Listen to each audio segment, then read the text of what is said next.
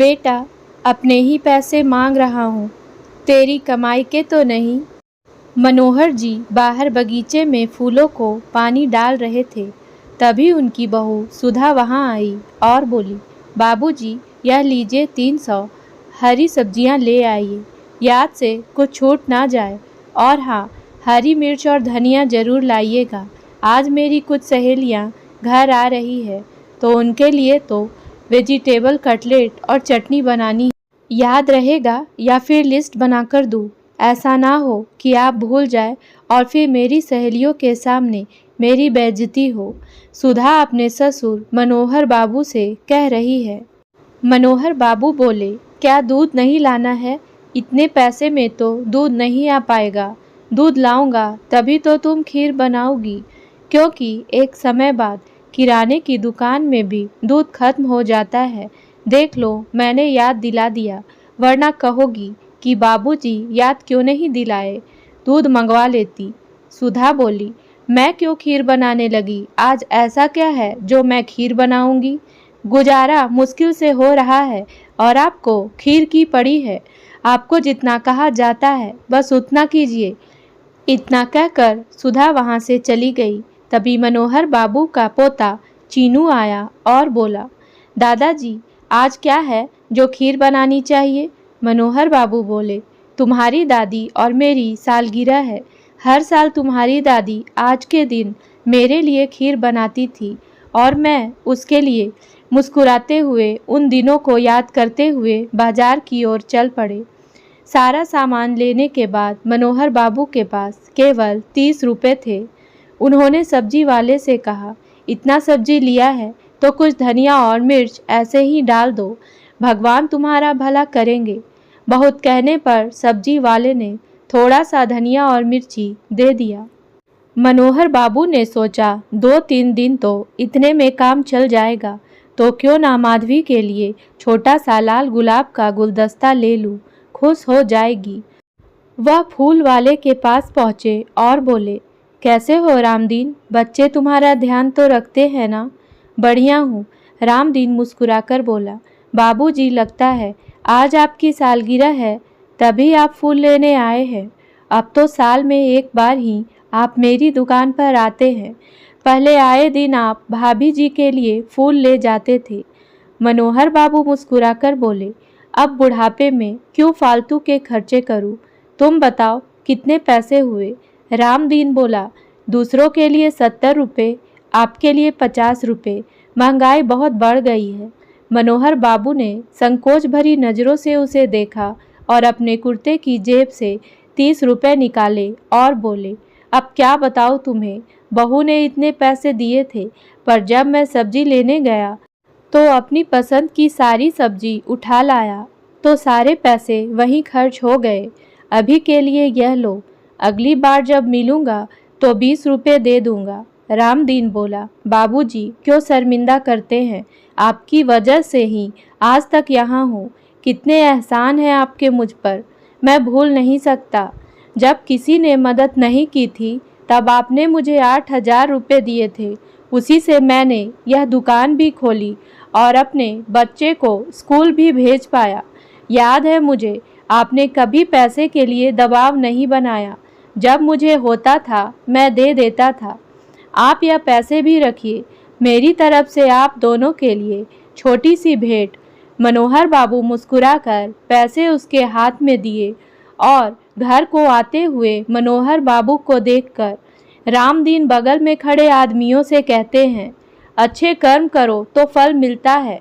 बाबू साहब कभी किसी को दुख नहीं पहुंचाते थे, पूरा जीवन बेटे और पत्नी की खुशी के लिए जिया। फिर भी देखो, बेटे बहू की दूसरों के सामने शिकायत नहीं करते हैं। यह होता है एक आदर्शवादी आदमी। मनोहर बाबू को पसीने पसीने देखकर माधवी जी अपने आंचल से उनका चेहरा पोंछती और कहती, क्यों इस उम्र में यह सब काम करते हैं? पूरी जिंदगी कभी सब्जी भाजी खरीदने नहीं गए, अब बुढ़ापे में यह सब करना शोभा देता है। मनोहर बाबू बोले, भाग्यवान, पहले नौकरी करता था तो खाना हजम हो जाता था, अब चलूँगा फिरूँगा नहीं तो गैस बन जाएगी, फिर पेट में दर्द होगा, फिर मैं तुम्हें परेशान करूँगा तो क्या तुम उसके लिए तैयार हो? माधवी जी बोली, पहले की बात अलग थी। मैं आपको आए दिन दूध मेवा क्या कुछ नहीं खिलाती थी। अब तो गिनकर रोटी मिलती है। खाते ही कितना हो जो पचाने के लिए इतना पसीना बहाते हो? मनोहर बाबू बोले, तुम वह सब छोड़ो, देखो मैं तुम्हारे लिए क्या लाया हूँ। मेरे दुख सुख के साथ ही तुम्हें हमारी शादी की सालगिरह बहुत बहुत मुबारक हो। यह कहकर उन्होंने फूलों का गुलदस्ता माधवी जी की तरफ बढ़ाया। माधवी जी मुस्कुराकर बोली, हर कोई भूल जाता है पर आप नहीं भूलते। इन प्यारे फूलों की तरह हर कड़वी यादों को भुलाकर आप मेरी जिंदगी भी खुशबू से महका देते हो। ईश्वर आपके सभी कष्ट मुझे दे दे और मेरे सुख आपको दे दे। मनोहर बाबू बोले, माधवी ऐसा मत कहो। यही प्रार्थना ईश्वर से मैं तुम्हारे लिए करता हूँ। मैं तो तुम्हें जीवन के राह में बहुत सुखी देखना चाहता था, पर क्या करूँ, असहाय हो गया हूँ। जिनके लिए कभी अपनी जेब नहीं देखता, आज थोड़े से सुख के लिए उनके सामने हाथ फैलाना पड़ता है। खैर छोड़ो इन बातों को। यह लो तुम्हारी पसंद की फूलों का गुलदस्ता और हमेशा इन फूलों की तरह मुस्कुराती रहो। और दोनों हंसने लगे। तभी उधर से सुधा आई और बोली, बाबूजी, मैंने आपको धनिया पत्ती और मिर्ची लाने को कहा था। यह क्या लाए हैं? कहाँ गए वह पैसे जो मैंने दिए थे? अच्छा तो वह आपने माँ जी के लिए फूल लाने में खर्च कर दिए। शर्म नहीं आई आपको इस उम्र में चोरी करते हुए? इसलिए आप दूध लाने के लिए कह रहे थे ताकि और पैसे बचाकर कुछ और खरीद सको। छी छी, बच्चे देखेंगे तो क्या सीखेंगे, कभी सोचा है? सुधा जी बोली, बहू मेरी बात सुनो, इन्हें कुछ मत कहो। तभी उधर से माधवी जी का बेटा कमल आते ही बोला, घर में कदम रखने को जी नहीं करता। जब भी प्रवेश करो कलह होता रहता है, क्यों शोर मचा रही हो? सुधा ने सारी बात बताई। कमल बोला, बाबूजी, आपकी कमाई अब बंद हो चुकी है तो अपने पुराने शौक भी भूल जाइए। रोटी मिलती है, चुपचाप खाइए और शांति से रहिए। इन्हीं के बीच उनका पोता एक सुंदर सा एनिवर्सरी कार्ड बनाकर लाता है। दादी माँ, दादाजी, हैप्पी एनिवर्सरी। आज तो घर में पार्टी होनी चाहिए। बेटा बहू दोनों हैरानी से अपने बेटे को देखने लगे, पर ऐसे लोगों को शर्म भी कहाँ आती है। माधवी जी ने पोते को ढेर सारा आशीर्वाद दिया। मनोहर बाबू पोते से बोले, जीवन में खूब तरक्की करो, बस याद रखना अपने माता पिता का कभी अपमान मत करना, वरना जिंदगी भर जो भी तुम अच्छे कर्म करोगे वह मिट्टी में मिल जाएगा। इतना कहकर उदास आंखों से वह अपने कमरे में चले गए। माधवी जी अपने आंचल से अपने आंसुओं को पोंछते हुए बेटे बहू से बोली, बेटा, उन्होंने तुम्हारे 30 रुपए अपने पर खर्च नहीं किए, मेरी खुशी पर खर्च किए हैं। हर साल मैं आज के दिन उन्हें खीर खिलाती थी, पर वह भी मैंने बनाना अब बंद कर दिया। जिन बच्चों के लिए हम अपनी थाली खाली कर देते थे, आज वही बच्चे हमारी रोटियां गिनते हैं। ना जाने भगवान और क्या क्या दिखाएगा। यह सब दिखाने से पहले हमें उठा क्यों नहीं लेता? पिछले 5 सालों से आज के दिन जो उपहार तुम लोगों से मिलता है उसे मैं कभी नहीं भूलूंगी।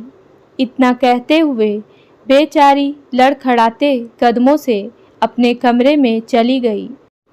रात में चीनू सुधा के पास आया और बोला, मम्मी पापा, जब आप बूढ़े हो जाओगे तो क्या मेरे बिना ही अपनी एनिवर्सरी सेलिब्रेट करोगे? कमल मुस्कुरा कर बोला, नहीं बेटा, ऐसा क्यों कह रहे हो? चीनू बोला, क्योंकि मैं आप लोगों की एनिवर्सरी सेलिब्रेट नहीं करूँगा और आपको रोटियां भी गिनकर खाने को दूंगा, जैसे मम्मी दादी और दादाजी को देती है। सुधा चीनू के कान पकड़ते हुए बोली, बहुत दादी का चमचा बनता है। चलो कमरे में, फिर मैं बताती हूँ। आज से तुम्हारा आइसक्रीम चॉकलेट खाना बंद। दोबारा इस तरह से बात की तो कमरे में बंद कर दूंगी। वापस आकर कमल से बोली, सुन रहे हो बेटे की बातें? यह सब तुम्हारे माँ बाप का सिखाया हुआ है। रात में खाना खाने के समय कमल की थाली में 2-3 सब्जी, दाल, सलाद सब होता था। वहीं मनोहर बाबू की थाली में 1 सब्जी और थोड़ी सी दाल। बेचारे दोनों दंपत्ति चुपचाप खा लेते और उठ जाते। सबके खाने के बाद मनोहर बाबू अपने बेटे से बोले, कमल, जो मैंने तुम्हें अपना पासबुक दिया था और बैंक के कागज़, वह मुझे दे देना। कमल आश्चर्य से देखने लगा तो वह बोले, बेटा, अब मैं इतना भी असहाय नहीं हूँ कि अपने कागज़ों के काम नहीं कर सकता। तुम पर बहुत सारी जिम्मेदारियां हैं, घर, पत्नी और बच्चे। क्या क्या संभालोगे? मेरे कागज़ मुझे दे देना। कमल हक्का बक्का चुपचाप अलमारी से पासबुक और बाकी कागज़ निकाल कर लाया और उनके हाथ में देकर बोला, यह आप सही नहीं कर रहे हैं। मैं तो सब संभाल ही रहा था। मनोहर बाबू बोले, हाँ, पिछले 5 सालों से तुम कैसे संभाल रहे हो यह मैं देख रहा हूँ और महसूस भी कर रहा हूँ। इतना कहकर वह अपने कमरे में चले गए। अगले दिन मनोहर बाबू नहा धोकर एक थैली में अपने कुछ कागज़ लेकर घर से निकल रहे थे। कमल बोला, बाबूजी, कहाँ जा रहे हैं? मनोहर बाबू बोले, बैंक जा रहा हूँ, कुछ पैसों की ज़रूरत है। कमल बोला, आपको हो क्या गया है? कल आपने पासबुक और घर के कागज़ ले लिए, आज अचानक से आपको पैसों की क्या ज़रूरत हो गई? बुढ़ापे में कहीं कोई नए शौक तो नहीं पाल लिए? इतनी भी ज़रूरत थी तो मुझसे मांग लेते। मनोहर बाबू बोले, बेटा, मैं कोई भिखारी नहीं हूँ जो तुमसे पैसे मांगता रहूँ।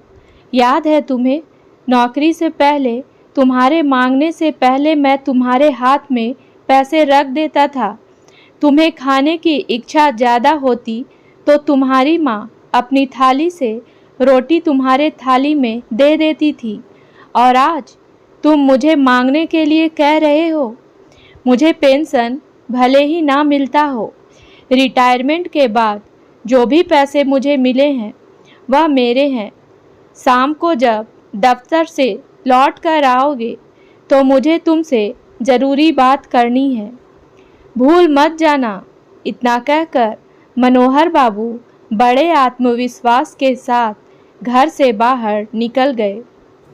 मनोहर बाबू शाम तक घर नहीं आए तो माधवी जी को उनकी चिंता हो रही थी।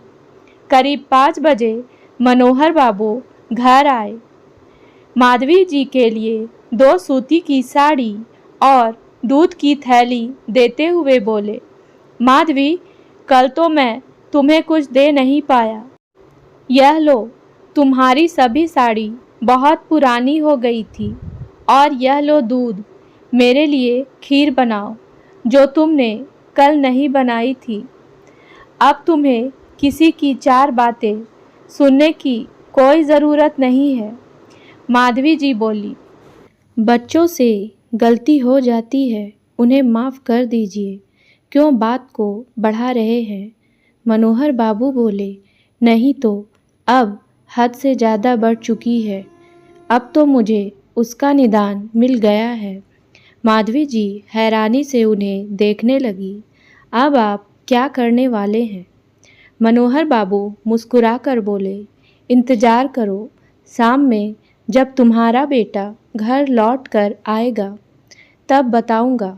अभी तो तुम मेरे लिए वही पुरानी खीर बनाओ जो तुम हर साल सालगिरह पर बनाया करती थी। शाम में जैसे ही कमल दफ्तर से लौट कर आया, सामने सोफे पर पैर चढ़ाए मनोहर बाबू अपने पुराने अंदाज में बैठे थे। कमल बोला, बाबूजी, अभी कोई ना कोई घर में आता रहता है। आप यहाँ यह क्या कर रहे हो? अपने कमरे में जाकर बैठो। मनोहर बाबू बोले, यह घर मेरा है, सोफ़ा मेरा है। क्या तुम मुझे बताओगे कि मुझे कितना खाना चाहिए और कहाँ बैठना चाहिए? तभी सुधा कमरे से बाहर आई और बोली, क्या बात है बाबूजी? 2 दिनों से आपके रंग बदले हुए हैं। कुछ तो अपनी उम्र का लिहाज कीजिए। बच्चे देखेंगे तो क्या सीखेंगे? मनोहर बाबू हंसकर बोले, आज तक अपने बेटे के सामने एक आज्ञाकारी बेटा और संस्कारी पति और पिता बनकर रहा। जब मेरी औलाद ऐसी बनी तो तुम लोगों की औलाद कैसी बनेगी, इसकी कोई गारंटी नहीं ले सकता। माधवी मनोहर बाबू को रोकने की बहुत कोशिश करने लगी, परंतु आज मनोहर बाबू रुकने वाले नहीं थे। उन्होंने कहा, मैंने बहुत कोशिश की थी बेटे और पिता के बीच एक अच्छे रिश्ते को बनाने की, पर जिसके लिए आज तक अपनी इच्छाओं को मारता आया, वह आज हमारी रोटियां गिनता है। जिस माँ का आंचल बेटे के पसीने को पोंछते थे, आज उस माँ का आंचल आंसुओं से भीगा रहता है और बेटे को एहसास तक नहीं होता। बहुत बन लिया अच्छा पिता, अब अच्छे पति बनने की इच्छा रखता हूँ। कमल बोला, घुमा कर क्यों बातें कर रहे हैं? साफ साफ कहिए, क्या कहना चाहते हैं? मनोहर बाबू बोले, अगर सीधे सीधे सुनना चाहते हो तो सुनो। यह घर मेरा है। ऊपर के दोनों कमरों का इस्तेमाल तुम कर सकते हो, जिसके लिए तुम्हें या तो मुझे महीने के 15,000 देने होंगे या फिर घर खर्च और रसोई का काम तुम्हारी पत्नी देखेगी। तुम्हारी माँ घर का कोई काम नहीं करेगी।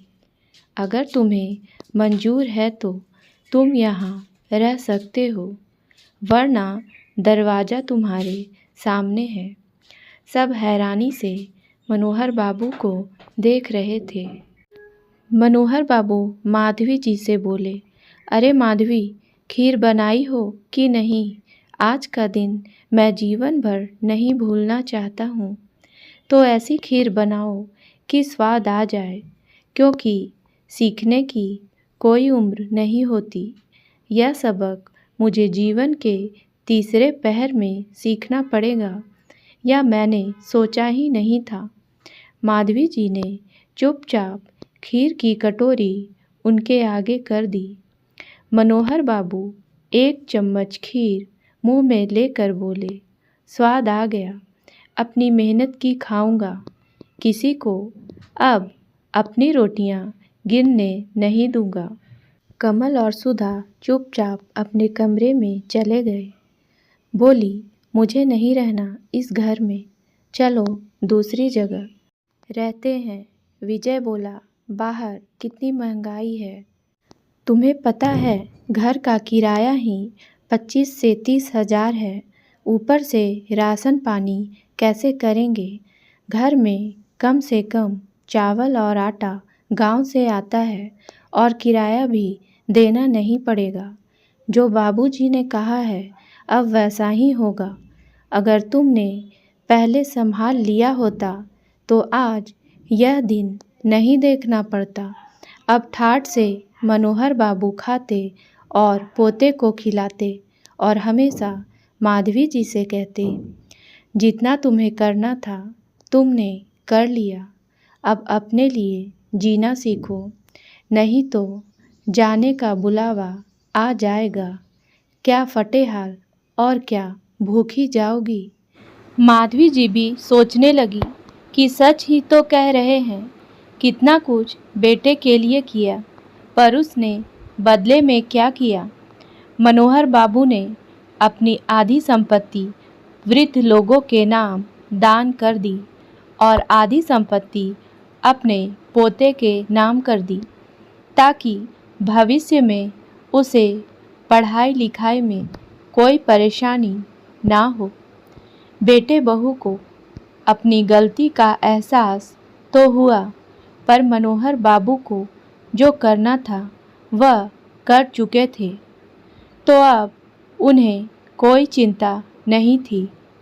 बच्चे शायद भूल जाते हैं कि जहाँ आज उनके माता पिता हैं, कल उस जगह उन्हें भी जाना है। खुदा ना खास्ता अगर उनके बच्चों ने उनके साथ दुर्व्यवहार किया तो क्या वह सहन कर पाएंगे? वक्त रहते अपनी भूल स्वीकार कर लेना ही बेहतर है। उम्मीद है दोस्तों कहानी पसंद आई होगी, तो मेरे वीडियो को लाइक करें और मेरे चैनल को सब्सक्राइब करना ना भूलें। धन्यवाद।